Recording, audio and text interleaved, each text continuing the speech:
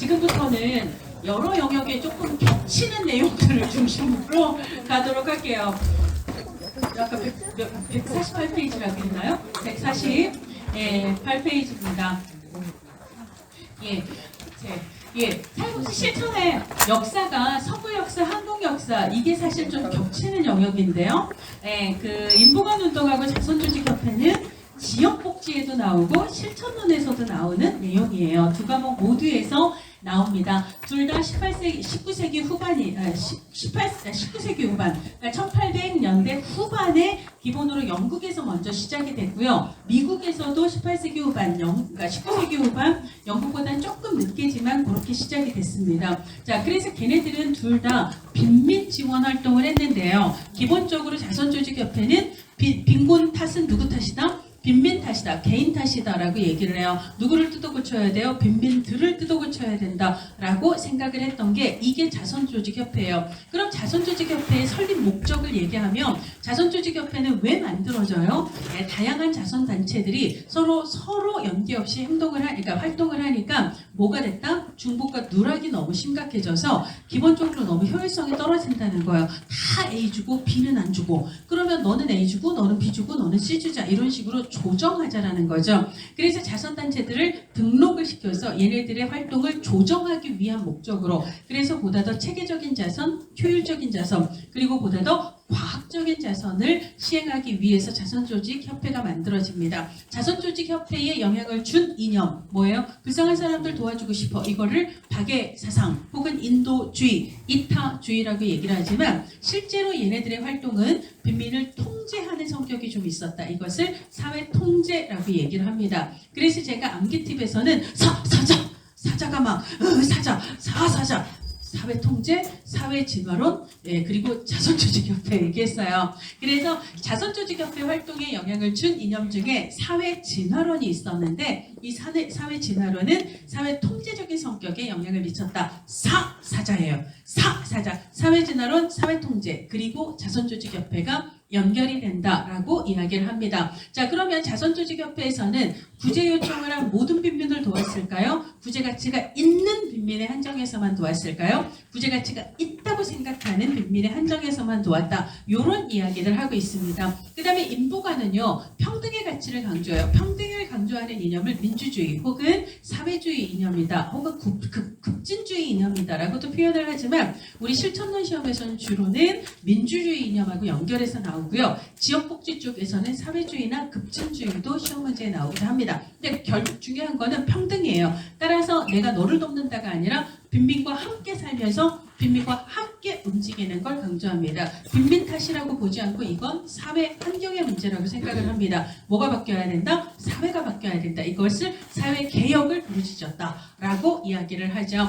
그런 게 이제 인보관이고요. 최초의 인보관은 뭐죠? 1884년 토인비 홀입니다. 그래서 암기할 때는 88 했던 토인비가 사망한 후에 884년에 토인비 홀을 만들었다라고 이야기를 하죠. 88한 토인비가 사망한 후 이런 거예요. 그래서 이제 요런 문제가 실천론, 그 다음에 지역복지론 다 마찬가지로 나오는데요. 자선조직협회의 우회방문원들 있죠. 우회방문원들이 어떻게 활동을 합니까? 자선조직협회의 빈민들이 구제 요청을 하면 일단 그냥 돕는 게 아니라 우회방문원이 어디로 간다? 구제한 사람의 집으로 가서 조사를 하는 거예요. 주로 자산조사라고 얘기를 하죠. 자산조사 결과에 기초해서 도울지 말지, 무엇을 어떻게 도울지 이걸 결정했다. 그러니까 모두 도운 건 아니었다라는 얘기를 합니다. 자, 그래서 수혜 자격을 심사한 거예요. 조사를 했고요. 그 다음에 과학적, 즉 조사의 기초에서 급여를 주었다라는 거고, 자선조직협회도 인보관도 19세기 후반에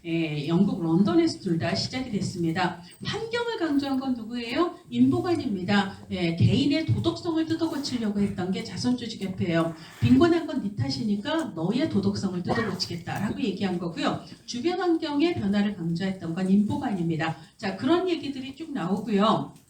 자, 그 다음에 인보가는 지역 주민과 함께 그리고 사회 개혁을 시도했다면 자선조직협회는 빈곤의 원인은 사회 탓이 아니라 개인 탓이다. 니네들 뜯어고치겠다라고 얘기를 합니다. 자선조직협회는 도덕적 의무를 강조했어요. 나태한 거 너무 싫어한 거거든요. 자, 그래서 도덕성을 뜯어고쳤다 이렇게 얘기를 합니다. 모든 빈민을 도왔다 돕지 않았다. 모든 빈민을 도운 게 아니라 구제 가치, 구제받을 자격이 있는 빈민의 한정에서 놓았습니다. 자선조직협회는요 케이스 바이 케이스로 움직였기 때문에 케이스워 개별 사회사업에 영향을 주었지만 인보가는요 항상 지역 주민들과 함께 움직였거든요. 이걸 집단 사회사업에 영향을 주셨다라고 이야기를 합니다.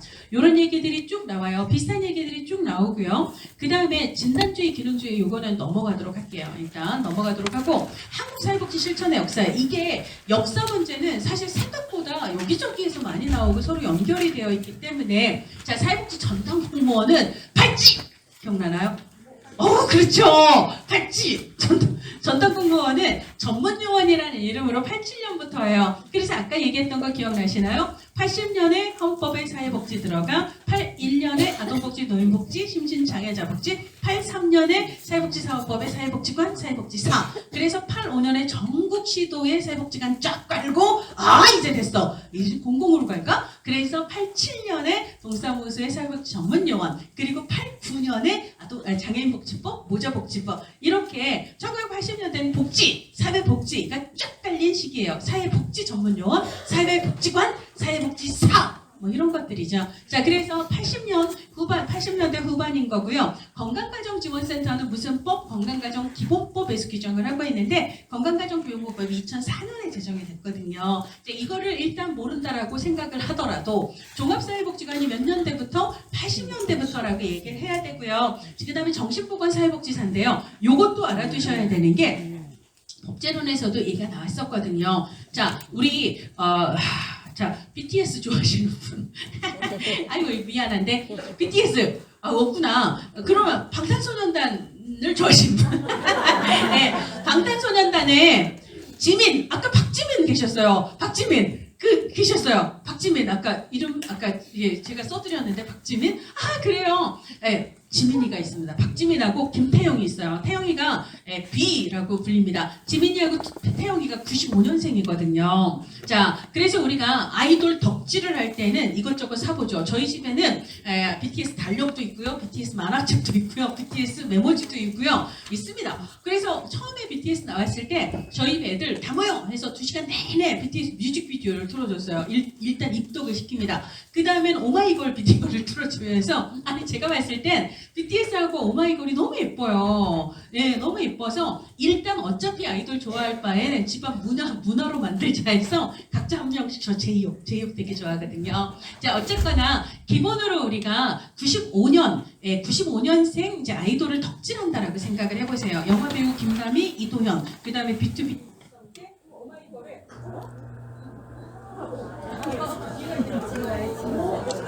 오마이걸을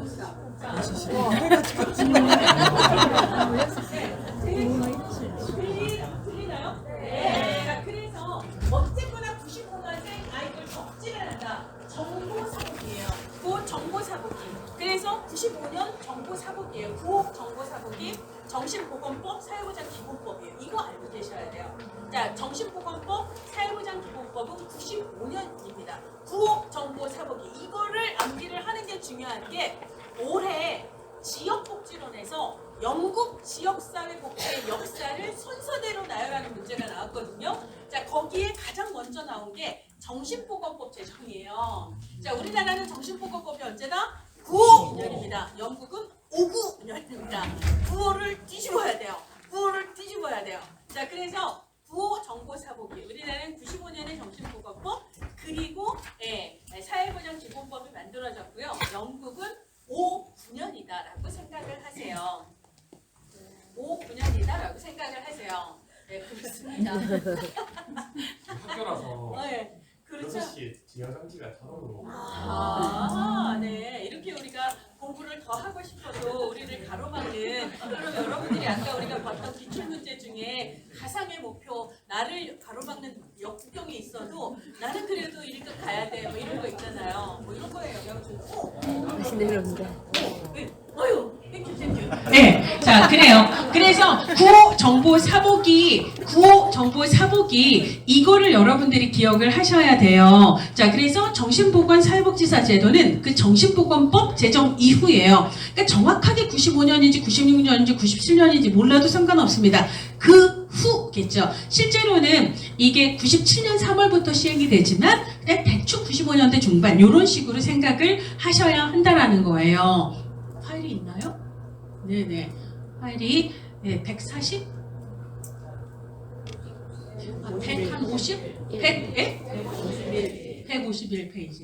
아, 그렇습니다. 예, 그렇습니다. 그쵸? 한국 사회복지사협회는 60년대잖아요. 그쵸? 67년이 되는 거죠? 예, 사회사업가협회로. 그러니까 이거는 뭐 여러분들이 좀 아실 거라서 잘 모르면, 예, 다른 게 대충 틀렸으면 이번이 맞겠다 해서 이게 2004년에 법 제정이 돼요. 그죠? 그래서 이게, 사실 저는 워낙 연도를 다 암기를 하고 있기 때문에 저는 어떻게 외우냐면 2004년이 청소년 복지법 만들어진, 복지지원법 만들어진 해거든요. 그래서 저는 어떻게 외우냐면 우리 청소년들은 천사 이렇게 외워요. 근데 애들이 하는 짓이 완전 안 천사 같잖아요. 그래서 우리 청소년들이 천사처럼 살려면 학교는 폭력이 없어야 되고, 그 다음에 가정이 건강해야 되죠. 그래서 2004년에는 청소년 복지지원법, 그리고 건강가정지원법, 그리고 학교폭력 예방법이 다 2004년에, 그 성매매 피해자 보호법도 2014년이거든요.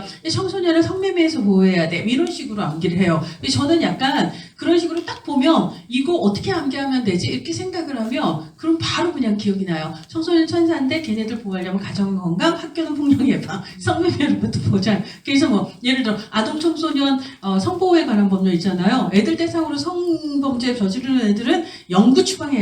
2009년에 제정 이런 식이거든요. 그런 식입니다. 자, 그래서 그러니까 암기가 별로 어렵지 않습니다. 어렵죠? 저 72년이에요, 72년. 예, 자, 그래서, 건강가정 지원센터는 2004년에 이제 법이 제정이 되고, 그 다음부터예요. 자, 그런 얘기들이 있습니다. 자, 그 다음에, 지금 이제 13번 같은 경우는요, 밀포드웨이. 이거 사실 그렇게 중요한 거 아닌 것 같은데, 실천론 역사에 진짜 많이 나와요. 자, 그래서 그냥 알아두십시다. 자, 이게 밀포드웨이는 1929년이에요. 이거는 어쩔 수가 없어요. 그냥 밀포드웨이는 29년 그렇게 알아두시면 되고요. 많이 나오니까. 그래서 이제 그 배경이 되는 건 우리가 이제 너무 따로 이렇게 그 노선을 따로따로 해서 나가니까 야, 그래도 우리가 한 식구라면 개별 사업을 하든 개별 사회 사업을 하든 집단 사회 사업을 하든 뭘 하든 그래도 사회복지 실천이라면 공통의 뭔가가 있어야 되지 않는가 해서 8개의 공통 요소를 합의한 뭐 이런 걸 밀포드라고 얘기를 하는데요. 이거는 1929년 얘기입니다. 사회복지 사업법이 제정이 된 건 70년이지만 사회복지관은 아까 80년에 헌법의 사회복지, 그 다음에 81년에 아동노인, 심신장애자, 83년에 사회복지사업법의 사회복지사, 사회복지관 이렇게 얘기했습니다. 얘는 83년이 되는 거고요. 태화여자관은 21년이에요. 우리가 21은 아까 다운증후군 할 때 23 아니고요. 21이라고 얘기했는데요. 이게 지금 태화여자관이 21년이 되는 거고요. 사회복지 전문용은 해서 87년이다라고 이야기를 했습니다. 그래서 얘가 29년이고 얘는 83년, 얘는 21년, 그 다음에 얘가 87년 이렇게 되는데 이런 문제는요. 일단 내가 밀포드 회의를 모르더라도 나머지의 순서가 맞는 것 중심으로 답을 찾으시는 요령이 좀 필요하실 거예요. 자, 그 다음에 보통은 이제 50년대, 60년대인데 60년대, 70년대라고 해도 상관없습니다. 외국의 원조단체 활동의 핵심은 지역사회복지예요. 시설보호 중심이에요. 시설보호 중심이죠. 그러면 답은 뭐예요? 옳지 않은 것은 지역사회 중심의 복지가 발전하는 계기 아닙니다. 지역사회 중심의 복지는 80년대부터다. 사회복지관, 그렇죠? 사회복지 전문요원. 그래서 당연히 이건 틀렸지라고 생각을 하셔야 되겠습니다. 그 다음에 이제 사회복지 실천에 같이 윤리 나오는데요. 우리가 이제 아까 레빗 보는 사결수 얘기했습니다. 우리가 삐아제이의 감전구형 얘기할 때, 그죠? 기억나시나요? 인지발달 단계를 감각운동기, 전조작기, 구체적 조작기, 형식적 조작기, 감전구형 얘기할 때 얘랑 연결해서 외워라. 레빗 보던 사형수가 사형을 전기의자에서 그렇죠? 그런 느낌으로 자 그래서 레비 보던 사결수예요. 그래서 사람 우선가치, 결과 우선가치, 수단 우선가치를 물어보는데 이것도 별거 없습니다. 사람을 어떤 존재로 볼 건가? 존엄한 존재. 그렇죠? 사람은 서로 같아요? 달라요? 달라요. 이걸 개별성을 존중한다라고 얘기를 하죠. 매슬로우는 모든 사람에게 타고난 보편적인 욕구가 있다라고 얘기를 하죠. 이런저런 욕구가 있어요. 사람은 그런 욕구가 있다라는 거예요. 그죠? 사람은 서로 협력할 수 있습니다. 사람이 어떤 존재인가는 사람 우선 가치가 되고요. 그 다음 결과 우선 가치는 뭐 차별이 있으면 차별이 철폐된 거, 그 다음에 예를 들어 주택 문제가 있으면 주택 문제가 해소된 거, 이게 결과가 되죠. 그래서 사실 시험에서 중요한 건 사람과 수단 우선 가치를 비교하는 거죠. 수단 우선 가치는 뭐예요? 우리가 실천을 할 때 지켜야 될 태도예요. 자기결정 보장해야죠. 비밀 보장해야죠. 심판 함부로 하면 안 되죠. 수용해야죠. 경청해야죠. 내가 당신을 어떻게 대하는가 하고 관련이 된 건 수단 우선 가치고요. 사람이 어떤 존재인가? 이것은 사람 우선 가치가 됩니다. 수단에 관한 가치예요. 우리는 무엇을 해야 되죠? 클라이언트의 결정권을 존중해야 되고요. 클라이언트의 사생활을 보호해야 되고요. 함부로 심판하면 안 되겠죠? 이런 것들이 다 수단 우선 가치가 되고 나머지는 다 사람 우선 가치에 해당한다. 그래서 이제 이런 문제도 사람 우선이 뭐고 수단 우선이 뭔가 가장 핵심적인 차이가 어디 있는가를 중심으로 그렇게 찾아내는 것을 이야기를 합니다. 자, 그 다음에 최근에 이렇게 인권 문제가 나와요. 인권이 원래 안 나오다가 사회복지 실천의 가치 윤리 틈에 끼워서 나오기 시작했고요. 법제론에서는 헌법 제34조를 내다가 작년에 헌법 제10조가 인권 보장의 국가 의무를 규정을 하고 있는 거거든요. 그래서 이제 제10조 헌법 제10조에서는 우리는 이제 모든 국민은 행복을 추구할 권리가 있다. 그래놓고 국가는 인권 보장의 의무가 있다. 이렇게 세트로 얘기를 했어요. 그리고 헌법 제34조에서는 모든 국민은 인간다운 생활을 할 권리가 있다. 그리고 그걸 보장해야 되죠. 그래서 국가는 사회보장적 사회복지 증진에 노력할 의무가 있다. 이런 식으로 얘기를 해요.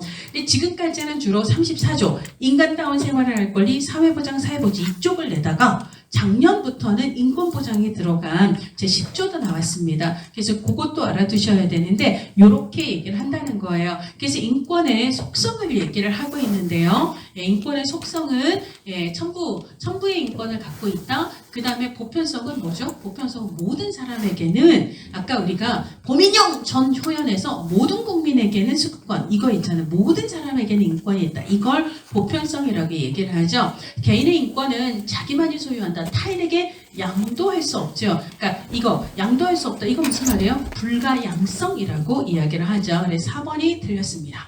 4번이 틀렸습니다. 자, 근데 이 문제가 이제 이걸 보면 다음번에 난도를 높이면 인권의 발달 순서를 물어볼 수도 있거든요.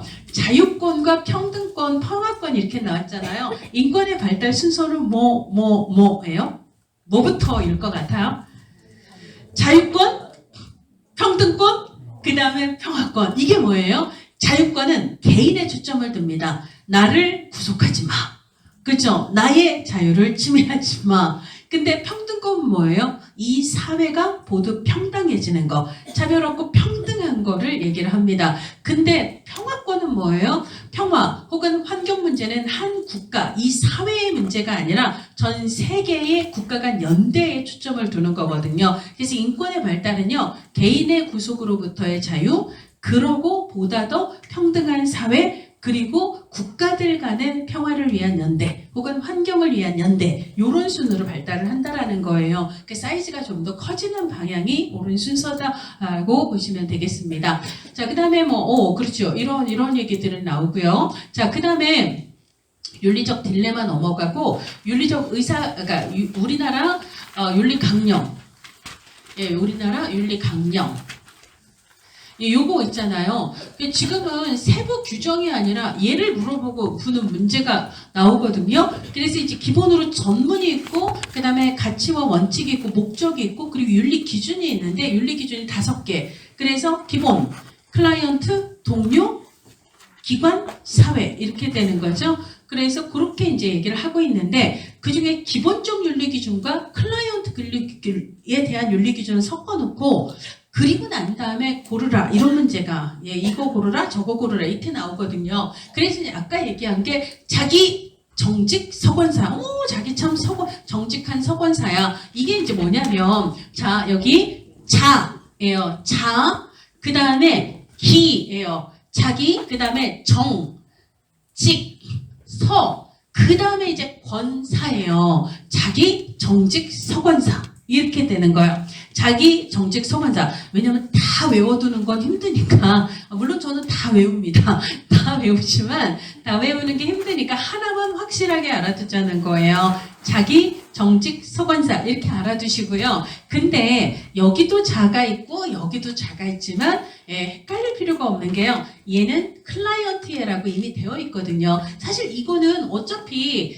내면 너무 클라이언트에 대한 윤리 기준인 게 티가 나기 때문에 출제자는 그게 없는 얘를 낼 가능성이 사실 커요. 그죠? 그러니까 걔랑 위에 있는 거랑 섞어놓고 옳은 걸 고르라 이렇게 할 수도 있고 그거보다 더 어려운 건 모두 골라라. 클라이언트에 대한 윤리 기준에 해당하는 것만 모두 골라라. 이렇게 해서 확실하게 외워야 찾을 수 있는 거거든요. 그래서 자기 정직 서권사이고요. 이때의 자는 클라이언트의 자기 결정권을 얘기하는 거지 사회복지사의 자기 권리를 얘기하는 게 아니거든요. 이것만 구분하시면 돼요. 얘는 클라이언트의 자기 결정권이라서 그래서 이 부분하고 관련해서 시험 문제 나온 거 요거는 암기 안 하면 헷갈려요. 문제를 풀기가 힘들어요. 그래서 이 작년에 나왔던 거 클라이언트 윤리 기준에 해당하지 않는 거 뭐죠? 자기 정직 서권사에 해당하지 않는 건 뭐죠? 자기 정직 자기 그 다음에 정직 그 다음에 정직의 정 나오거든요. 그럼 뭐예요? 이해충돌에 대한 대처는 기본적 윤리 기준에 해당합니다. 이거 암기 안 하면 상당히 좀 어렵습니다. 그리고 올해도 또 나왔어요. 클라이언트에 대한 윤리 기준에 해당하지 않는 것. 자 그러면 자기, 그 다음에 서권사의 서, 그 다음에 권사의 권, 그 다음에 기, 자기의 기로 나와 있어요. 그럼 뭐죠? 인간 존엄성 정주는 기본적 윤리 기준에 해당합니다. 자, 이런 방식으로 자기 정직 서권사 외워두세요. 외우지 않으면 풀기가 좀 힘들어요. 그렇죠? 그거는 꼭 알아두셔야 되고요. 그 다음에 이제 우리가 직접 개입과 간접 개입 구분하는 문제 있습니다. 직접은 뭐예요? 문제 해결을 위해서 클라이언트를 직접 변화시키는 거예요. 그래서 클라이언트를 교육하는 거, 클라이언트를 상담하고 치료하는 거, 클라이언트에게 정보를 제공하면 그 사람이 알게 되는 거잖아요. 이런 건 우리가 직접 실천이라고 얘기를 하죠. 그러면 보세요. 클라이언트를 상담하고 그 다음에 치료하고 교육하는 건 직접 실천입니다. 사회복지사가 클라이언트를 옹호하는 건 직접이에요? 간접이에요? 그렇죠. 간접입니다. 이게 뭐예요? 옹호의 핵심은 뭐죠? 나의 클라이언트가 정당한 권리가 침해된 거예요. 그래서 나는 이 사람의 편에서 그 사람의 권리를 대변하고 바꿔! 라고 얘기하는 거예요. 그럼 누가 바뀌어야 돼? 이분이 바뀌어야 돼요? 저분이 바뀌어야 돼요? 저분이 바뀝니다. 그죠? 얘를 바꾸는 건 직접 개입이고 쟤를 바꾸는 건 간접 개입이거든요. 옹호는 클라이언트를 바꾸는데 초점이 있는 게 아니에요. 그죠? 그 다음에 중개자 역할 있잖아요. 클라이언트에게 서비스를 연결해 줍니다. 이거는 중개자 역할은 직접 개입이에요? 간접 개입이에요? 간접입니다. 내가 이분이 배고플 때 내가 밥을 해주면 이건 직접 개입이겠지만 지역에 있는 복지관의 급식, 도시락 배달 서비스와 이분을 연결해줘서 이 기관이 이 사람한테 서비스를 제공할 수 있도록 연결하는 거 있잖아요. 얘와 얘를 연결하는 건 얘는 간접이에요. 이런 걸 구분을 하시는 게 중요합니다. 그래서 간접은요 다 해당이 됩니다. 그렇죠? 뭐 개발하고 조정하고 옹호하는 거 이런 거 다 해당이 되는 거고요. 뭐 교육을 하고 상담을 하고 치료하고 정보 제공하는 건 다 직접에 해당합니다. 그래서 그런 거 구분하는 문제가 나오는 거고요. 상담을 진행한다? 이거는 직접입니다. 그래서 답은 뭐 이게 바로 답이 되는 거고요. 그 다음에 이제 미시냐, 그 다음에 거시냐, 중시냐가 있는데요. 우리가 이제 보통의 경우는 직접 실천은 다 미시라고 보시면 돼요. 그러니까 상담하고 교육하고 치료하고 뭐 정보 제공하고 이런 거 있잖아요. 이런 건 다 미시적인 실천이에요. 그렇게 보시면 되는데 근데 이제 간접 실천은 어떤 건 중시, 어떤 건 거시가 됩니다. 중시를 중범위라고도 얘기를 하죠. 중간이라고도 얘기해요. 이건 뭐죠? 우리가 사회복지사로서 뭐 환경을 변화시키기도 하지만 행정 업무 하잖아요. 조직 차원에서 움직이는 걸 얘기합니다. 그래서 조직 차원에서 행정 업무를 한다거나 아니면 요즘은 조직 간 연계나 네트워크 활동이 많잖아요. 그죠? 조직 간의 연계 활동 혹은 여러 기관의 실무자들이 모여서 회의를 한다거나 네트워크 활동을 조직한에게 활동을 한다거나 이런 거 있잖아요. 그죠? 이런 걸 우리가 중시, 중범위라고 얘기를 한다는 거고요. 그 외에 뭘 개발하고, 뭘 분석하고, 그 다음에 공청회를 하고, 후원자를 모집하고, 자원봉사 개발하고, 뭐 이런 것들 있잖아요. 얘네들은 다 거시 실천에 해당한다라고 보시면 되겠습니다. 그러니까 미시 실천 차잖아? 이거는요, 그냥 직접 실천이에요. 내가 애를 직접 방문했고, 내가 걔를 상담했고, 그 다음에 요건 직접 혹은 미시가 됩니다. 근데 예를 들어 모금, 후원자 개발 이런 거는 다 거시 실천이고요. 그리고 간접 실천에 해당합니다. 그런 식으로. 그래서 이제 32번 같은 경우도요. 32번 같은 경우 4번처럼 지역사회보장협의체에서 기관 간 실무자들의 네트워크 회의를 수집했다. 이거는 중범위 실천에 해당하는 거죠. 중시 실천에 해당한다라고 볼 수가 있습니다. 그런 식으로 문제가 나오고요. 그 다음에 이제 사회복지 실천 현장에서 사회복지 실천 현장이 되게 많거든요. 그래서 이거 기억을 해주셔야 돼요. 자, 일단 이거가 아니라 요거가 아니라 잠깐만, 여기죠. 여기. 그러니까 요거 생활시설과 이용시설을 구분하는 거 요거를 꼭 알고 계셔야 되는데 시설명에 쉼터, 그 다음에 공동생활과정, 요양 이런 거 들어가면 주거, 거주, 주택 들어가면 나 거기서 산다는 얘기입니다. 그래서 얘네들은 다 뭐죠? 다 생활시설이 돼요. 생활시설이 됩니다. 자, 그렇고요. 그 다음에 아동복지시설에는 뭐 자립지원시설, 아동양육시설, 일시보호시설, 아동치료보호시설 이런 식으로 뭐가 시설이 많아요. 그러니까 아동복지시설에는 끝이 시설로 끝나는 애들이 많은데요. 그 중에 아동 전용시설만 이용시설이에요. 이거 애들 전용으로 노는 데다 이런 느낌으로 보시면 돼요. 놀러 가는 거지 살러 가는 게 아니라서요. 아동 전용시설은 이용시설이고 그 외의 아동복지시설 중 끝이 시설로 끝나면 걔는 다 생활시설이다라고 생각을 하셔야 됩니다. 이게 몇 번이냐면 35번 아래쪽에 있는 내용이에요. 그리고 이제 이용시설 중에 시험에 제일 많이 나오는 게 복지관이죠. 복지관, 뭐 장애인복지관, 노인복지관, 그리고 상담소, 그리고 나는 우리 집에 있겠다. 제가 들어가는 거 있죠. 그리고 낮 동안만, 밤 동안만, 주간, 야간, 그리고 며칠 동안만, 며칠은 여기서 며칠 이내요. 9일 이내 잠깐 동안만, 며칠만 이용하겠다. 이거 다 단기보, 이거 생활시설 아니고요. 이용시설에 해당한다라고 보셔야 합니다. 그리고 이제 끝이 시설로 그러니까 기관으로 끝나면 아동보호 전문기관, 노인보호 전문기관 이런 거 있잖아요. 끝이 기관으로 끝나면 얘는 이용시설이 되는 거죠. 끝이 센터로 끝나도 어지간한 건 우리 시험은 다 이용시설이에요. 물론 이제 청소년복지지원법에서 청소년 치료재활센터는 거주형 센터라서 걔는 생활시설인데요. 다행히 우리 1급 시험에서는 그까지는 안 나와요. 청소년 복지시설 중에서는 쉼터, 청소년 쉼터만 시험 문제 나옵니다. 당연히 쉼터는 생활시설이죠. 그러니까 우리 시험에서는 기관, 센터로 끝나면 그냥 다 생활시설, 그러니까 이용시설이다 라고 생각하고 문제를 풀면 돼요. 예, 그렇게. 그래서 시설명이 이제 여러 개가 나오는데 빨리빨리 풀 수 있어야 합니다. 자, 그래서 이제 문제 유형으로는 예를 들어 33번 청소년 쉼터 나왔어요. 쉼터, 공동생활과정 나오면 요양 들어가면 무조건 생활시설입니다. 노인 요양 나오면 생활시설입니다. 센터 나오면 이용시설입니다. 그 다음에 무슨 공동모금에는 민관입니다. 민간이에요. 이거 공공 아닙니다. 그렇죠? 그래서 아까 사회복지법인이라고 얘기를 했잖아요. 자, 그 다음에 조금 상담소 나왔는데요.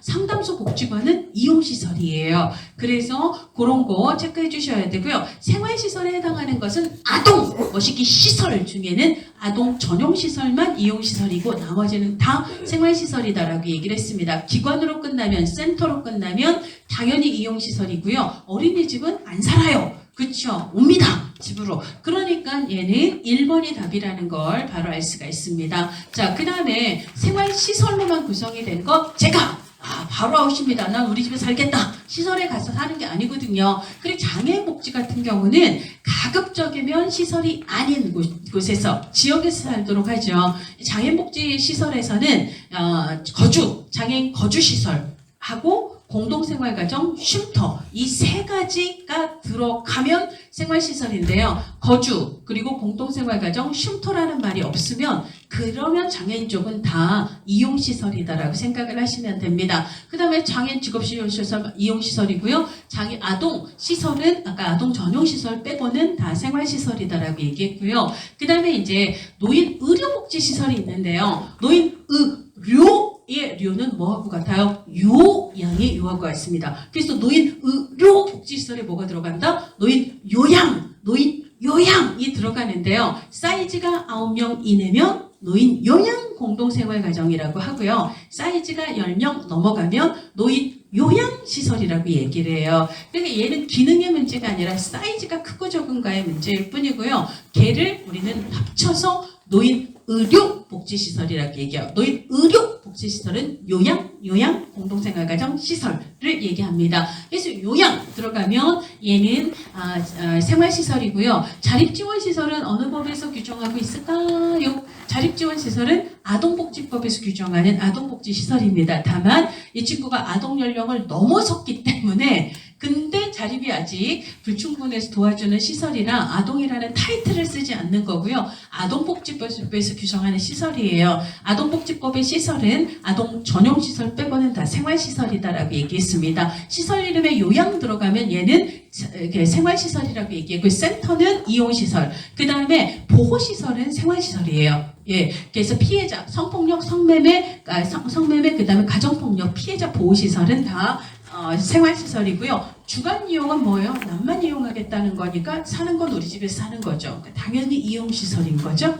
예, 이런 식으로 시설의 이 명칭이 굉장히 다양하지만 기본으로 가장 키워드 있잖아요. 우리가 1차 현장이라고 하는 건 사회복지 시설을 찾으시면 돼요. 2차 현장은 시설이 아닌 거, 병원, 보건소, 그러니까 학교, 그리고 행정복지센터.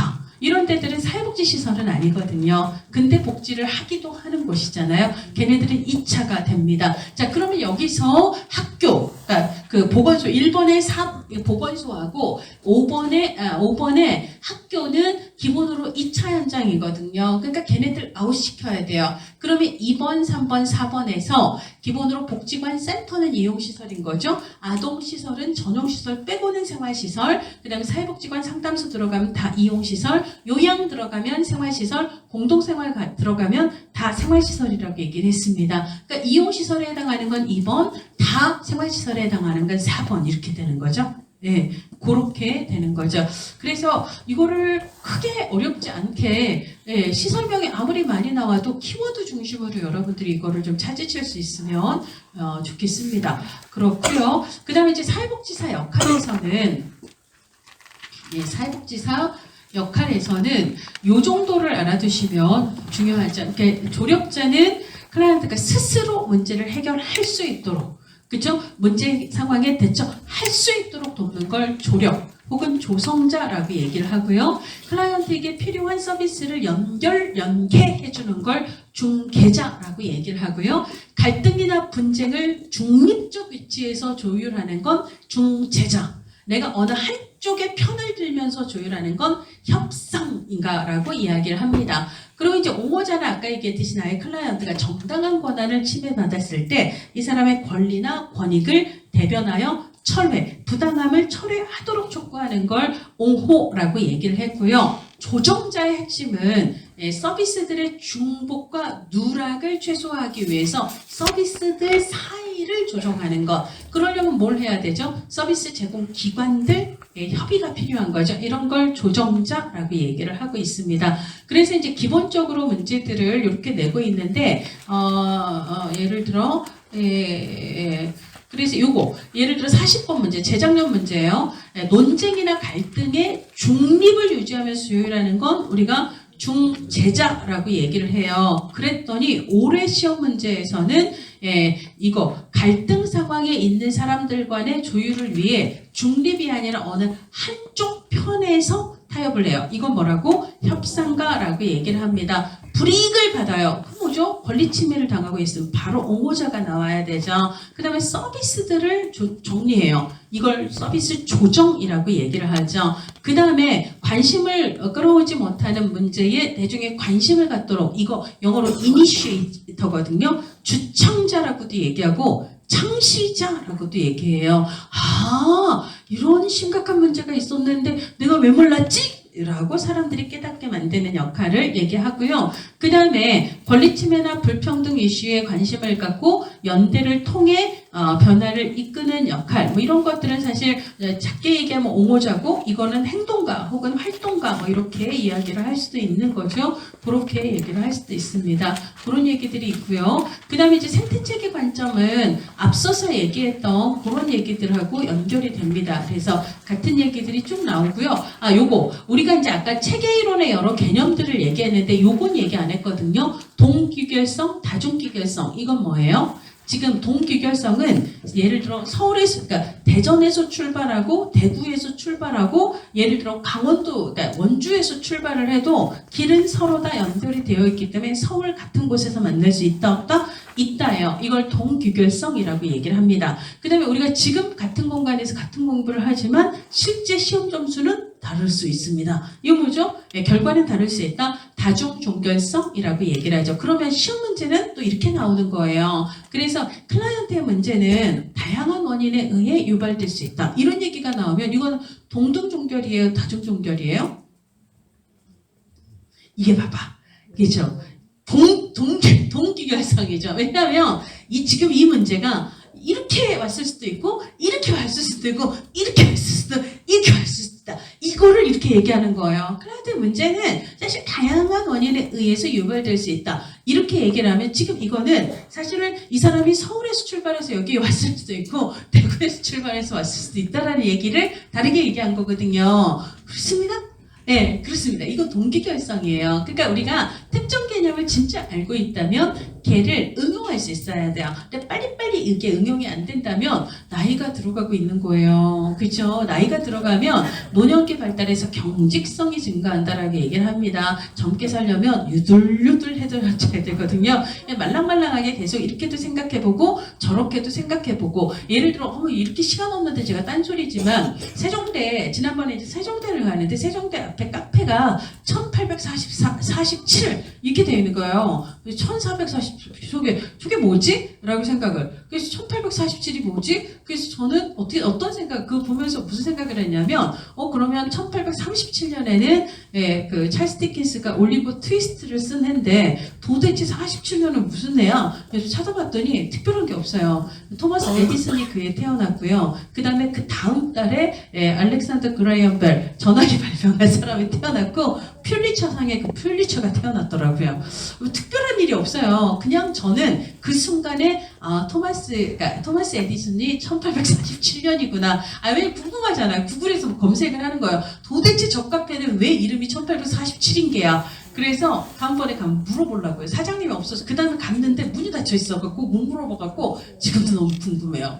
네, 이게 뭐냐면 우리가 원래 알고 있던 사고에만 너무 매몰되어 있으면 말랑말랑하기가 힘듭니다. 그래서 장자가 사람이 나이 든다라는 것은 굳어가는 걸 얘기하고 죽는다는 건 완전히 굳는다는 걸 얘기한다. 마음도 굳죠? 인지도 굳죠? 몸도 굳죠? 그러니까 말랑말랑하게. 그래서 우리가 동기결성을 안다면 그거를 좀 이렇게 유연하게 사고하는 게 필요해요. 시험에서는 그런 게 좀 이렇게 필요합니다. 근데 그게 잘 안 될 때에는 아까 얘기했듯이 시험 문제를 구경하는 게 중요해요. 시험 문제 자체를 계속 구경하면서 이게 뭘 얘기하고 있는지 있잖아요. 이런 것들을 좀 떠올려보는 연습을 하면, 그러면 시험 문제를 받아들자마자 걔가 깜깜하게 보이는 그런 현상을 좀 줄일 수 있지 않을까요? 자, 그런 얘기 하고 있고요. 우리가 브롬펜브레너의 생태체계도 아까 얘기를 했습니다. 그래서 그런 거 넘어가시고요. 생태체계 관점 다음으로는 강점 관점이 있습니다. 자, 강점 관점은 간단하게 얘기하면 뭐예요? 우리가 예를 들어 90%의 문제가 있을 때 90%를 80이나 70이나 60으로 줄이는 게 초점이에요? 아니면 아직 남아있는 10%를 찾아 그 10%를 20, 30, 40으로 올리는 게 목적이에요.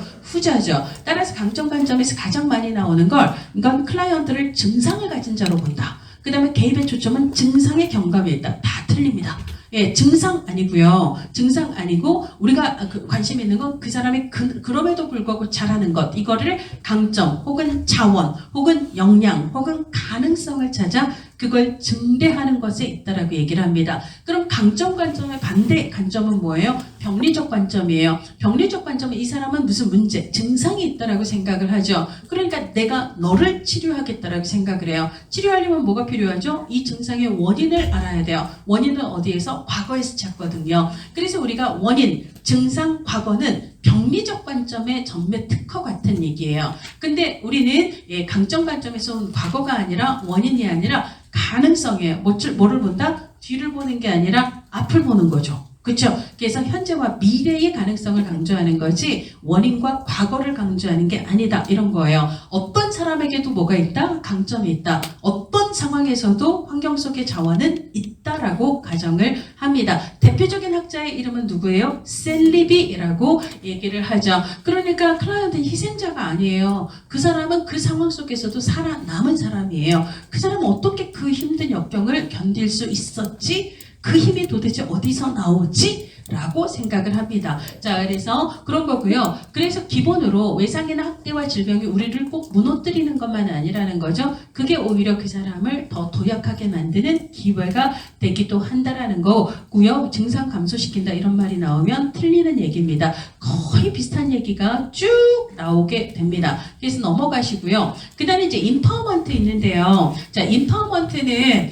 권한부여 역량 강화라고도 얘기하는데 우리가 이제 기본으로 강력해, 강권해 이렇게 외우셔야 돼요. 강점 관점은 역량 강화와 해결 중심 모델. 역량 강화와 해결 중심 모델은 둘 다 강점 관점을 기초로 합니다. 그래서 기본으로 역량 강화 모델도 해결 중심 모델도 문제를 제거한다, 문제를 감수한다 이런 얘기가 나오면 틀려요. 걔네들은요 강점과 역량과 자원을 찾아 그것을 키우는 전략을 쓴다라고 얘기해야 인파워먼트, 해결 중심 모델 모두 맞습니다. 근데 이게 실천 기술론에서는 과제 중심 모델이나 인지행동 모델에서 얘는 강점 관점에 기반을 둔다 이런 얘기가 나오거든요. 맞을까요? 틀릴까요? 틀려요. 강력해, 강권해. 그래서 강점 관점은 역량 강화와 해결 중심만 떠올리세요.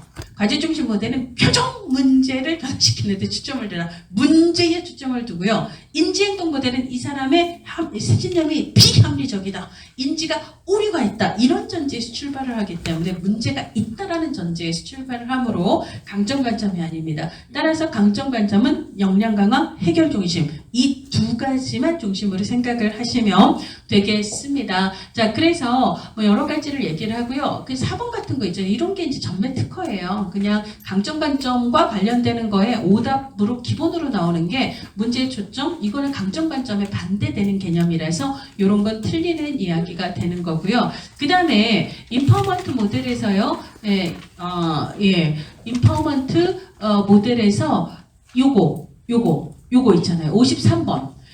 인파워먼트는 사실 이게 같은 시험인데 2교시에 실천론에도 나오고 실천 기술론에도 나오거든요. 이렇게 쓸데없이 왜 이렇게 이게 같은 교시에 두 과목에 이렇게 계속 나오는지 모르겠어요. 한 과목이 좀 몰면 좋을 것 같은데 하여간 둘 다 나옵니다. 똑같은 얘기가 나와요. 다른 얘기도 아니고요. 자, 근데 인파워먼트 모델의 단계는 대발전이에요. 대화 단계, 그 다음에 발 이렇게 외우면 헷갈립니다. 발견이 있고요. 그 다음에 발전. 발전은 영어로 development예요. 이거를 발이라고도 번역을 합니다. 그러면 제가 선생님이랑 만나서 대화를 해요. 이건 뭐냐면 선생님 반가워요. 이거 파트너십을 형성하는 거예요. 그래놓고 우리가 으쌰으쌰 하려고 합니다. 그럼 으쌰으쌰를 하려면 지금 현황 파악을 해야 될 거 아니에요.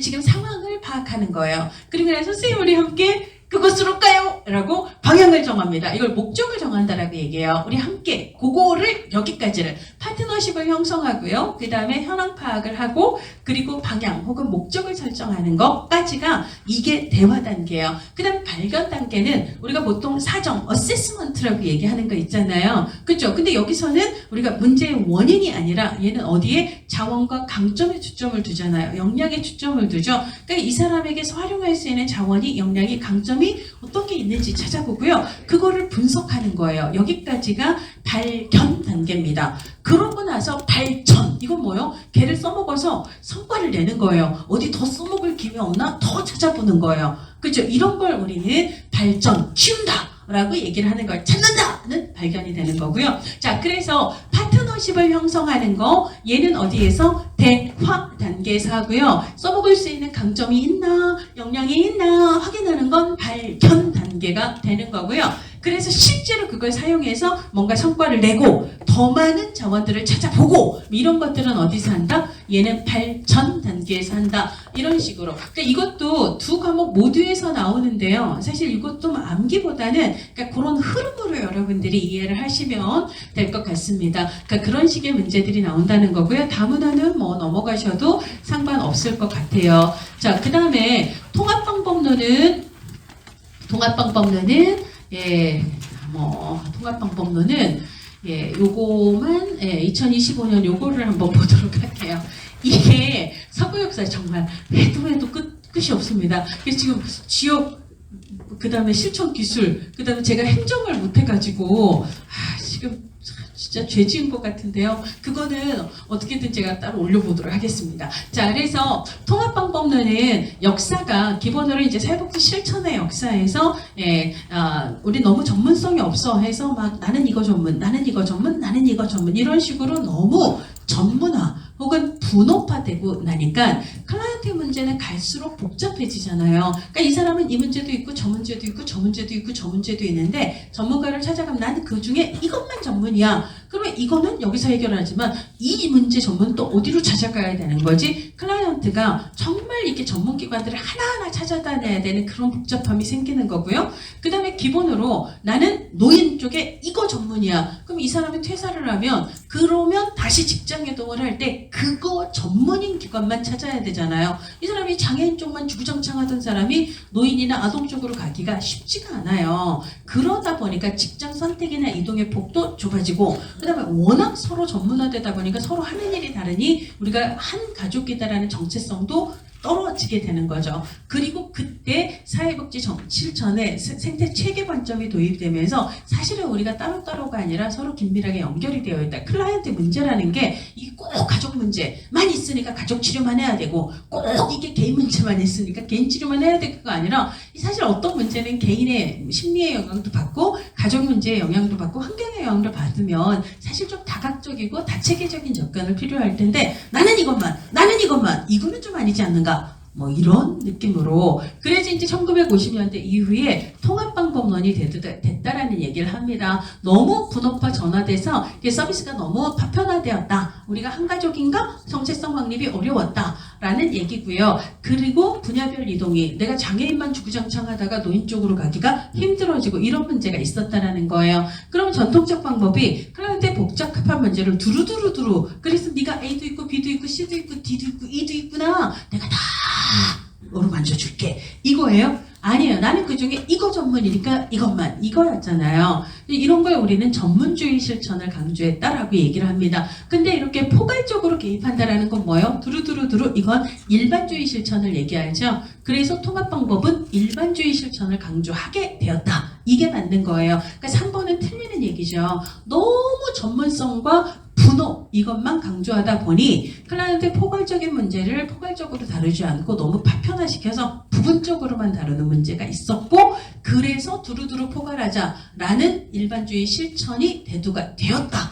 이렇게 얘기를 해야 되는 거죠. 그래서 이제 통합적 방법의 도입에 대한 맥락에 대한 이야기를 하고 있습니다. 자, 그 다음에 그렇고요. 문제들이 자꾸 보이니까 넘어가야 돼요. 통합적 방법에서는 넘어갑시다.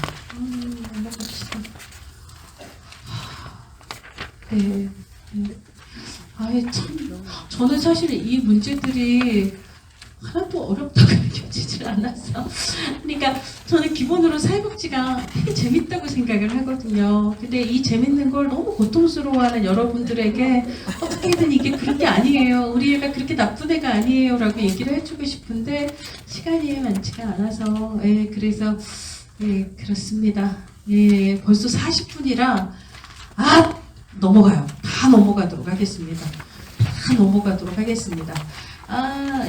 다 넘어가고 진짜 정말 넘어가고 예, 이게 이제 이렇게 부분으로만 보이니까 제가 자꾸 화면을 넘기니까 정말 미시적으로 넘어가지를 못해서 지금부터는 말이에요. 그냥 책만 보고 화면 보지 말고 책만 보고 이야기를 하도록 할게요. 남은 시간 동안 정말 그래도 끝까지 했다라는 느낌이 들도록 휘리릭 가도록 하겠습니다. 자, 일단 다시 여러분들 175페이지에서 그냥 내용을 쭉 보는 거예요. 자, 사회복지 실천의 체계를 핑커스 미나는 4개의 체계를 얘기했습니다. 변화매개 체계는 사회복지 산하 175페이지 표를 보세요.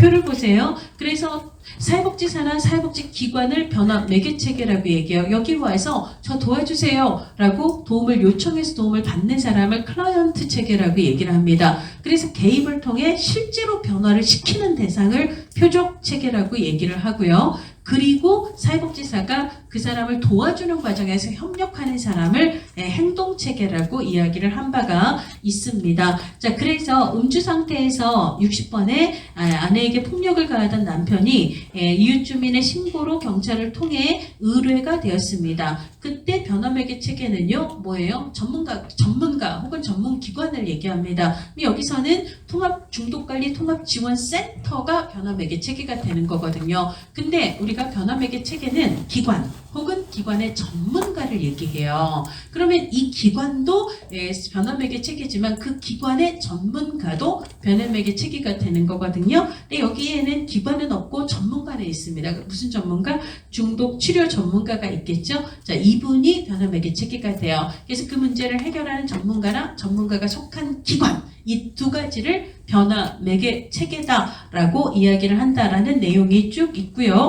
그 다음에 177페이지에 컴튼과 갤러웨이 맨 위에서 컴튼과 갤러웨이는 그 4개의 체계에 의뢰 응답 체계하고 전문 체계를 넣는데요. 이 전문 체계가 전문가 체계라고도 나오거든요. 시험에 전문가 체계라고 나오면 더 어렵게 느껴요. 왜냐하면 전문가는 변화매개 체계거든요. 전문가 체계는 전문가를 얘기하는 게 아닙니다. 우리가 전문가라는 타이틀을 쓰기 위해서 우리가 전문성이 있어야 되죠. 전문 교육을 받았고 우린 전문가 협회에 소속이 되어 있고 내가 일하는 기관이 전문가 전문 기관 협회에 소속이 되어 있고 우리는 전문직이 공유하는 윤리 강령에 따라 실천을 해요. 이게 내가 전문가로 불리는 이유거든요.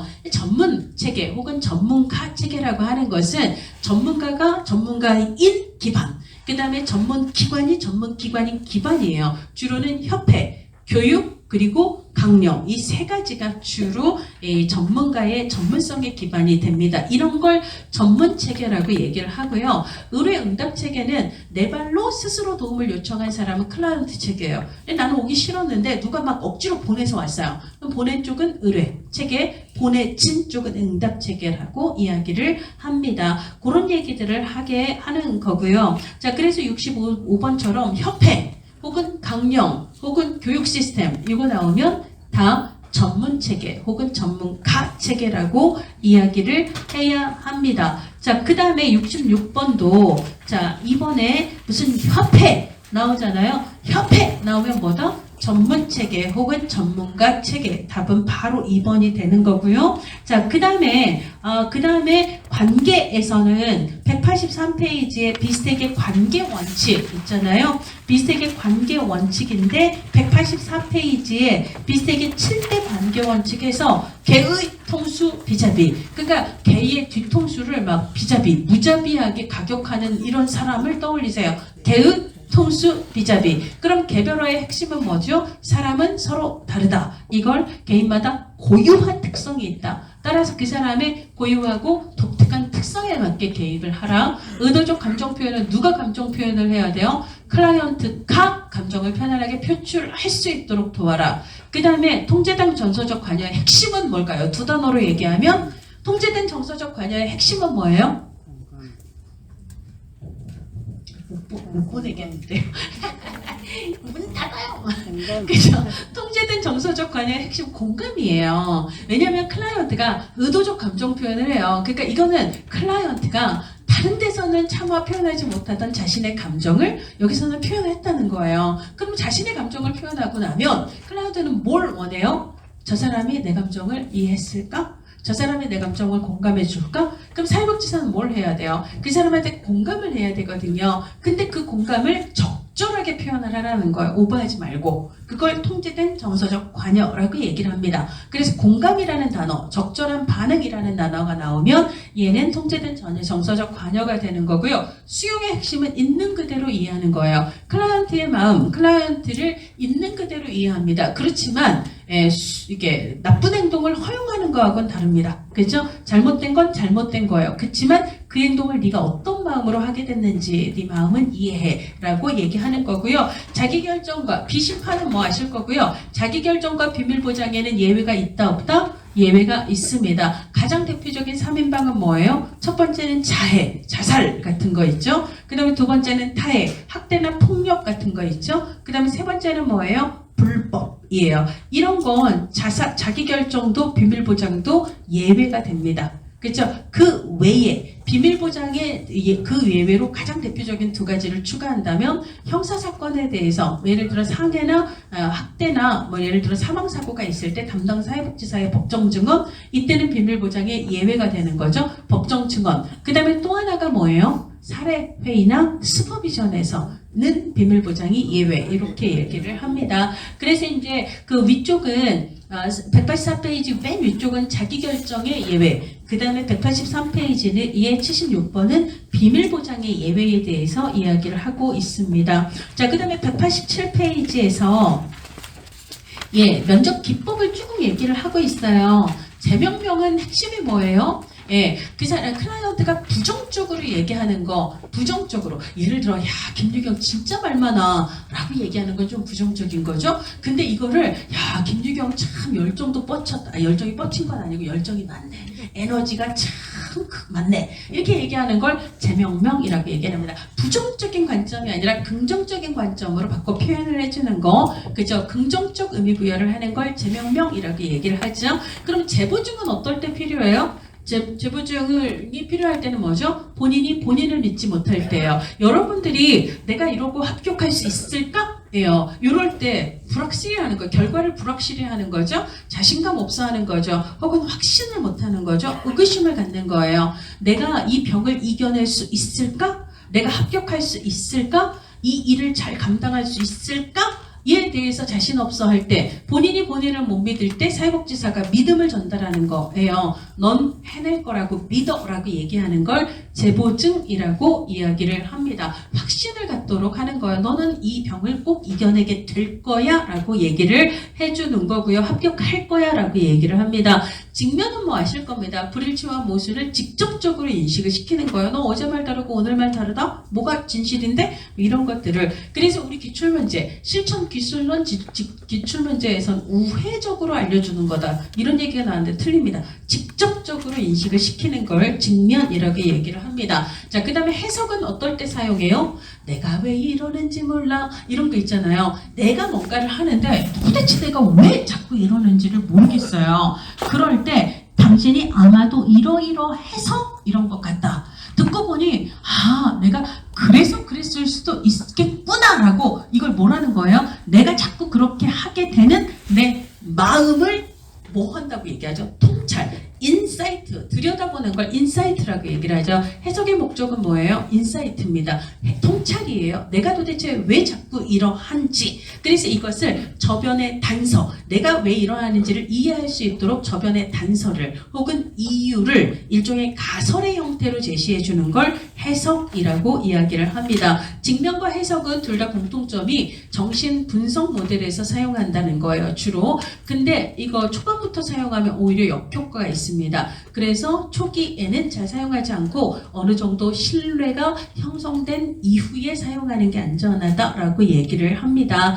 그죠? 그 다음에 이제 환기는 뭐 감정 표출하는 거고요. 명료화는 어떨 때? 명료화는 뭐예요? 분명하다라는 거예요. 왜 분명해야 되죠? 뭔 말을 하긴 했는데 모호한 거예요. 남편이 제가 찌끄린 된장찌개를 어때? 라고 물으니까 괜찮네? 라고 얘기하는데 이 괜찮다는 말이 맛있다는 건지 아닌 건지 애매한 거예요. 자, 그래서 맛있다는 거야 아니라는 거야 이런 거 있잖아요. 자, 이렇게 예를 들자면 그 사람이 뭔가 얘기했는데 이 말이 정확히 무슨 뜻인지 잘 모르겠어요. 이걸 우리는 모호하다, 라고 얘기를 합니다. 그 다음에 또 추상적이다.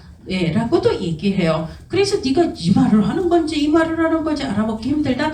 혼란스럽다라고도 얘기해요. 그래서 그걸 구체화시키는 거예요. 구체적으로 다시 한번 얘기해봐 라고 얘기를 하는 거죠. 아니면 분명하게, 명료와 분명은 똑같은 얘기예요. 그래서 분명하게 다시 이야기하도록. 근데 그게 왜 필요하죠? 클라이언트가 모호하게 말하는 이유는 뭐죠? 자신도 아직 뭔가 명확하지 않기 때문이에요. 그럴 때 구체적으로 그게 뭘 의미해라고 되물어봐야 자기도 자기 마음을 좀 더 분명하게 정리해서 다시 얘기할 수 있기 때문이죠. 이런 걸 명료화라고 얘기를 합니다. 뭐 초점화는 너무 산만할 때 초점을 잡자라고 얘기를 하는 거죠. 그렇고요. 그 다음에 일반화는 너만 그런 거 아니야. 그렇죠? 많이들 그래 라고 얘기하는 거예요. 자, 그 다음에 바꾸어 말하기는 클라이언트의 말의 의미는 동일하게 유지를 하면서 말의 텍스트는 조금 다르게 표현해 주는 것을 환원 혹은 바꾸어 말하기라고 얘기를 합니다. 그래서 83분처럼 애가 너무 정신사나워요 라고 얘기할 때 아이가 에너지가 넘치는군요. 이런 건 재명명 혹은 재구성이라고도 이야기를 합니다. 자, 이런 방식으로요. 면접 기술들을 86번 클라이언트가 보여준 언행의 의미와 관계에 대한 가설을 제시하는 거예요. 들어보니까 이래서 이 사람이 이러는 것 같다. 이거 뭐죠? 해석이라고 이야기를 합니다. 그래서 내가 그랬을 수도 있겠구나 라고 통찰하는 걸 다른 시각으로 바라본다라고 이야기를 하고 있습니다. 자, 그 다음에 88번 말하는 것만으로도 치료 효과를 얻을 수 있다. 억압된 감정이 방해가 될 때 감정을 표출하는 걸 뭐라고 부른다? 감정을 환기한다라고 이야기를 합니다. 자, 그 다음에 87번 클라이언트가 혼란스럽고 갈등이 되는 느낌을 가려내어 분명히, 이 문제의 핵심은 분명이에요. 분명하게, 이거 분명은 영어로 다른 말로 명료하게 혹은 명확하게와 똑같은 말이에요. 그래서 명확하게 만드는 것, 이것을 명료화라고 얘기를 할 수가 있습니다. 자, 그런 얘기들을 쭉 하고 있고요. 90페이지 면접 중에 주제 전환을 할 때 하는 거, 우리가 예를 들어 지금까지는 요런 얘기를 했습니다. 이게 요약이에요. 그러면 이번에는 이 얘기를 한번 해볼까요? 이거 있잖아요. 우리가 주제를 바꿀 때 그 앞 주제에 대해서 보통 요약을 한 후 그 다음 주제로 넘어간다라는 얘기예요. 주제 전환에 필요한 건 뭐다? 요약하기 기법이다 라고 얘기를 합니다. 회기 마칠 때에도 오늘은 우리가 이런 이야기를 했다라고 회기를 마칠 때에도 그 회기에 대한 요약을 하게 된다라는 이야기를 합니다. 그쵸? 뭐 91번 너무 쉬워요. 모방 모델링 똑같은 얘기라서 뭐 그런 얘기들을 시험 문제에 물어본다라는 거고요. 자, 그 다음에 쭉 넘어가서 그렇고요. 그 다음에 그 다음에 이제 199페이지에 사례 관리 있습니다. 도대체 제가 언제 마이크를 놓을지 정말 사례 관리는 1980년대 신우파 정권을 생각하셔야 돼요. 등장은 사실 1970년대 후반부터 등장을 했는데요. 아까 우리가 석유 발달에서 1973년에 석유 파동 있잖아요. 그죠? 석유 파동이 시작되면서부터는 복지국가를 국민들이 별로 안 좋아해요. 경제가 휘청휘청 거릴 때 세금 많이 들어가는 국가를 좋아하지 않습니다. 왜냐하면 세금을 기반으로 해서 복지가 발달하잖아요. 그때 레이건이나 대처와 같은 신우파 정권에서는 우리 뽑아주면 세금 축소할게, 복지 안 할게, 복지에서는 확 삭감할게, 국가가 하던 복지 다 민간으로 던질게 해서 얘네들이 득세를 하게 되잖아요. 그래서 이제 1980년대 신우파 정권에서 확대가 된 게 뭐다? 탈시설합니다. 그럼 돈 잡아먹는 귀신들, 복지 귀신들을 다 축소를 해야 돼요. 그 중에 가장 큰 게 뭐죠? 대형 시설 운영비가 너무 많이 들어요. 그래서 그 문을 탁 닫아버립니다. 이걸 뭐라고? 탈시설화라고 얘기를 하죠. 말은 뭐예요? 장애인도 지역에서 살아갈 권리, 지역사회 중심의 보호를 강조하게 되었다라는 거죠. 근데 문제는 주로 시설에서 보호하던 장애인들이 지역으로 돌아오는 순간 그 가족이 엄청 부담을 느껴요. 우리 보고 어쩌라고. 그래서 뭐를 준다? 사례관리자를 주어서 사례관리자가 그 사람에게 필요한 욕구들을 다 확인을 해서 그래서 이제 지역 내에서 연결할 서비스들을 그때그때 연결해서 지속적으로 지역에서 보호를 해줄게 라고 이야기를 하는 거죠. 그러면 사례관리가 등장한 배경은 첫 번째 배경은 탈중앙화예요. 그러니까 이제는 복지를 중앙에서 맡지 않고 어디로 넘기겠다? 지역으로 넘기겠다라는 거죠. 그래서 이제는 시설이 아니라 대형 시설이 아니라 지역 사회에서 보장하자라고 얘기를 합니다. 이거는 크게 얘기하면 복지 비용을 늘리기 위한 차원이에요. 줄이기 위한 차원이에요. 줄이는 차원이죠. 복지 비용의 축소 혹은 비용 효율성 어떻게든 돈을 줄여서 복지를 하겠다라는 마인드가 강하게 작용을 했다라는 거예요. 그리고 이제 아까 개인과 가족이 느끼는 부담을 해소해주기 위한 목적도 있는 거고요. 그래서 이제 사례관리자가 지역에서 서비스를 연결하려고 보니까 지역의 서비스들이 그전에는 서로 연계 협의가 안 돼서 중구난방이에요. 이걸 조금 더 얘기하면 누럽과 이게 뭐죠? 중복 이런 게 되게 심해요. 그럴 때 필요한 게 뭐다? 조정 역할이 필요하다는 거죠. 그래서 사례관리자가 지역 서비스를 조정하겠다라고 얘기를 합니다. 그 다음에 클라이언트 문제는 갈수록 복잡해지고 다양해지고 복합적이다. 여러 욕구가 있고요. 끊임없이 변화하는 욕구를 갖고 있는 거죠. 그래서 우리가 복잡하다, 복합적이다, 다양하다라고도 얘기를 하지만 계속해서 도움이 필요한 거예요. 정신장애인이 뭐 한 1년 개입하면 해결이 되고 이런 건 아니잖아요. 그래서 장기적이다 혹은 만성적이다라고 얘기를 하죠. 그래서 지속적으로 지역사회에서 다양한 서비스들을 그때그때 연결을 하자라고 이야기를 하는 거고요. 그런 거에 영향을 준 게 이제 생태체계 관점, 지역의 다양한 자원들을 이용해서 뭔가를 하자 뭐 이런 얘기가 있습니다.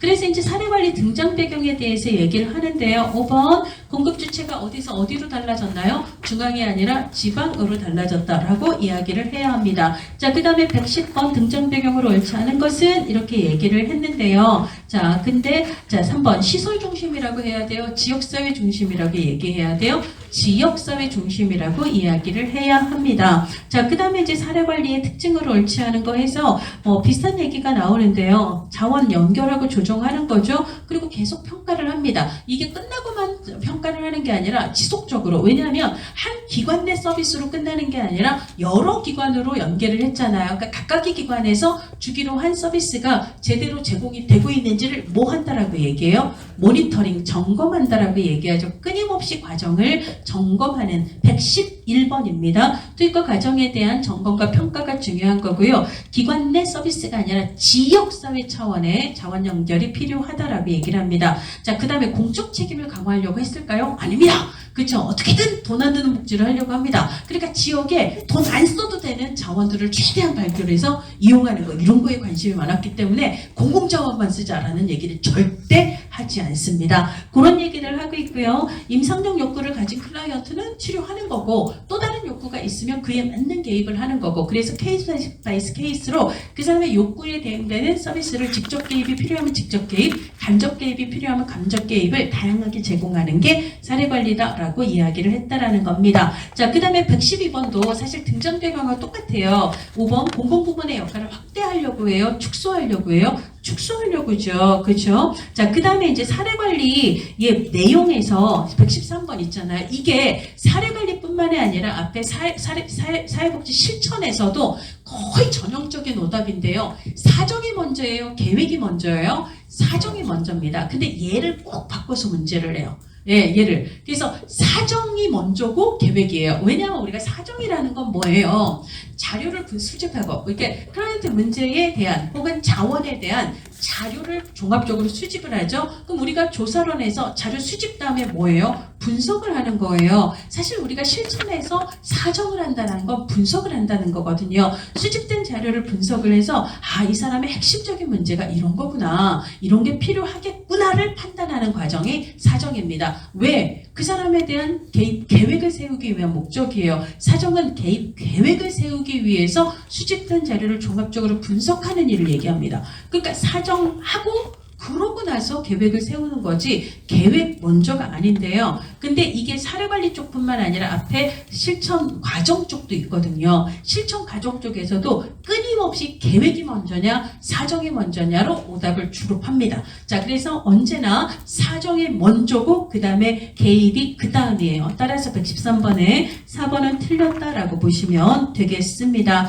그 다음에 이제 118번 같은 경우도요. 118번에서도요. 계획과 사정의 위치만 일단 좀 잡아주세요. 사정이 먼저고 그 다음 계획이거든요. 사정 다음에 계획이 바로 와 있는 건 2번하고 5번입니다. 그죠? 근데 이제 우리가 아울리치는 나는 클라이언트가 찾아올 때까지 기다리지만 않겠어. 내가 찾으러 가야지. 이게 발굴이잖아요. 그래서 이제 발굴 오든지 아니면 내가 찾아가든지 둘 다 해당이 되는 거죠. 그렇게 해서 클라이언트를 만나면 그러고 이제 자료를 수집해서 분석한 후에 개입 계획을 세운다는 거예요. 근데 개입 계획을 세워서 실제 개입이 우리 기관 내 서비스가 아니라 여러 기관으로 연계를 보통 하기 때문에 각각의 기관에서 해당 서비스를 제대로 제공하고 있는지를 뭐한다? 점검을 한다라고 얘기를 하죠. 그래서 우리가 사정을 하고 계획을 하는 후에는 뭘 해야 돼요? 점검을 하고요. 혹시 새로운 욕구가 있는지를 재사정해서 그 욕구에 부응하는 또 다른 서비스를 지속적으로 제공을 하는 거잖아요. 이제 그런 흐름으로 순서를 찾아야 되는 문제가 계속해서 나오고 있습니다. 이런 사회관리자의 역할은 특별히 사회관리자에 국한하지 않고요. 사회복지사의 역할하고 사실 거의 맞붙는 그런 형태로 문제가 나옵니다. 제가 기술하고 지역하고 행정을